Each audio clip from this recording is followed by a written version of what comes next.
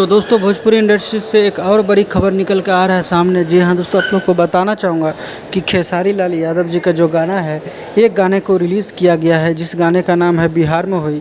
इस गाने को आते ही यूपी बिहार में तहलका मचा दिया। जी हाँ दोस्तों, गाना अभी ट्रेंडिंग में कर रहा है और आप लोग को पता ही है गाना ट्रेंडिंग है, तो फिर से लेकर आए हैं खेसारी लाल यादव जी काफ़ी बेहतरीन सॉन्ग।